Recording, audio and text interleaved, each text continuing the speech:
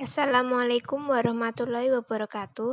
Perkenalkan kami dari kelompok 3 dari kelas 2D Perbankan Syariah dengan anggota yang pertama Alfiana Artamevia, yang kedua Nurani Sulistiawati, yang ketiga Marisa Nurduha, yang keempat Ambar Usnul Fatimah.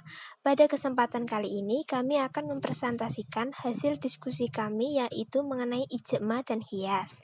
Definisi ijma. Secara etimologi, ijma dengan arti ketetapan hati untuk melakukan sesuatu atau keputusan berbuat sesuatu.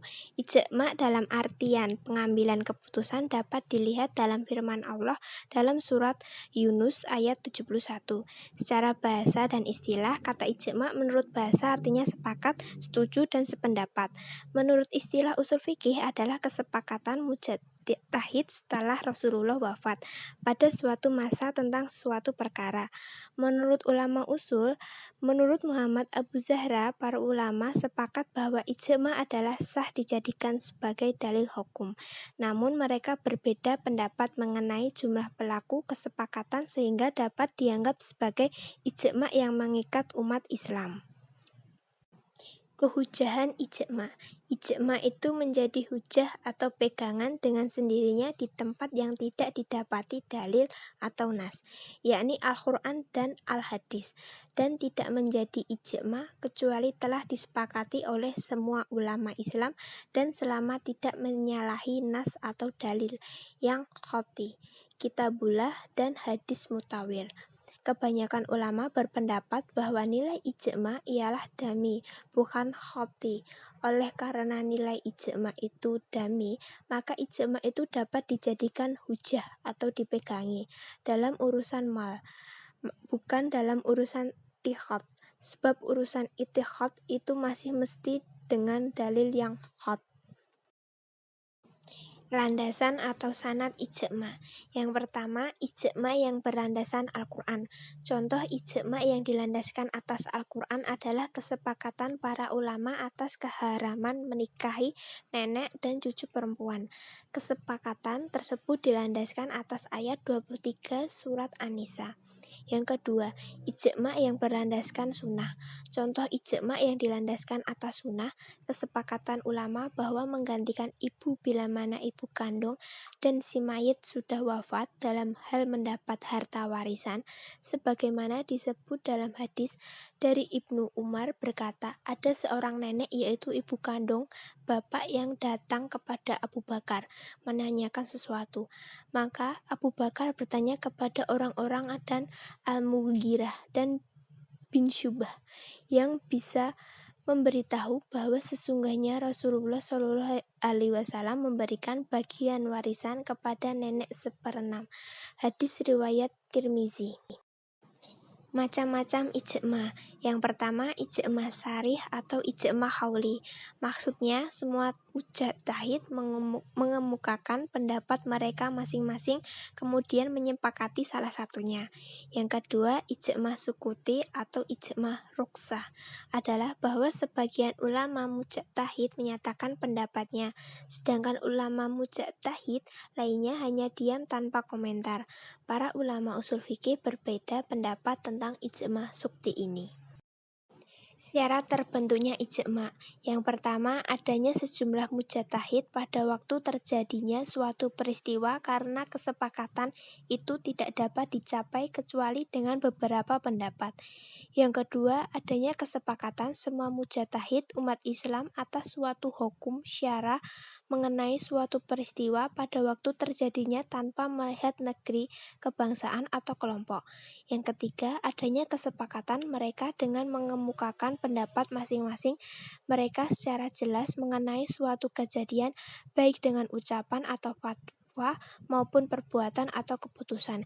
Yang keempat, dapat direalisasikan kesepakatan dari semua mujtahid atas suatu hukum. Definisi qiyas. Menurut bahasa, qiyas menurut bahasa artinya mengukur sesuatu dengan lainnya dan mempersamakannya. Yang kedua, menurut istilah ulama usul, qiyas ialah menetapkan suatu perbuatan yang belum ada kekuatan hukumnya berdasarkan sesuatu yang sudah ditentukan hukumnya, disebabkan adanya persamaan ilat di antara keduanya. Rukun kias yang pertama ashal, yaitu masalah yang telah ditetapkan hukumnya baik Al-Quran maupun sunnah Rasulullah. Ashal disebut juga al-makhis alaih atau tempat mengiaskan sesuatu. Syarat-syarat ashal yaitu hukum yang hendak dipindahkan masih ada pokok ashal. Kalau tidak ada, misal sudah dihapus pada masa Rasulullah, maka tidak mungkin terdapat pindahan hukum. Hukum terdapat ashal hendaknya hukum syara, bukan hukum akal atau hukum yang berhubungan dengan bahasa. Hukum ashal bukan merupakan hukum pengecualian seperti sahnya puasa yang orang yang lupa. Hukum ashal yaitu hukum syara yang ditetapkan oleh suatu nas. Syarat sahnya hukum ashal yaitu hukum ashal hendaklah beberapa hukum syara berhubungan dengan amal perbuatan. Hukum ashal dapat ditelusuri ilat hukumnya. Hukum ashal bukan merupakan kekhususan bagi Nabi Muhammad. Yang ketiga, far'u atau cabang, yaitu yang tidak ada ketegasan hukumnya dalam Al-Quran, sunnah, ijma, yang hendak ditemukan hukumnya melalui qiyas. Syarat adanya far'u yaitu cabang tidak mempunyai ketentuan sendiri. Ilat yang terdapat pada cabang terdapat sama dengan yang ada pada asal. Yang keempat, ilat merupakan inti bagi-bagi praktik qiyas, karena berdasarkan ilat itulah hukum-hukum yang terdapat dalam Al-Quran dan sunnah Rasulullah dapat dikembangkan. Syarat-syarat ilat yaitu harus berupa sesuatu yang kesesuaiannya dengan tujuan pembentukan suatu hukum, harus bersifat jelas, harus berupa sesuatu yang bisa dipastikan bentuk, jarak, atau kadar timbangannya. Macam-macam hias. Yang pertama, hias aula atau lebih-lebih, yaitu yang ilatnya sendiri menetapkan adanya hukum sementara cabang lebih pantas menerima hukum daripada asal. Yang kedua, hias musawi atau bersamaan ilatnya, yaitu ilatnya sama dengan ilat hias aula, hanya hukum yang berhubungan dengan cabang far'i itu setingkat dengan hukum asalnya. Yang ketiga, hias dilalah atau menunjukkan, yaitu ilatnya tidak menetapkan hukum tetapi menunjukkan juga adanya hukum. Yang keempat, hias syib atau menyerupai, yaitu menghiaskan cabang yang diragukan di antara kedua pangkal kemana yang paling banyak menyamai. Kehujahan qiyas. Tidak diragukan lagi bahwa aliran jumhur adalah aliran yang tepat dan paling kuat. Sekian presentasi dari kelompok kami. Wassalamualaikum warahmatullahi wabarakatuh.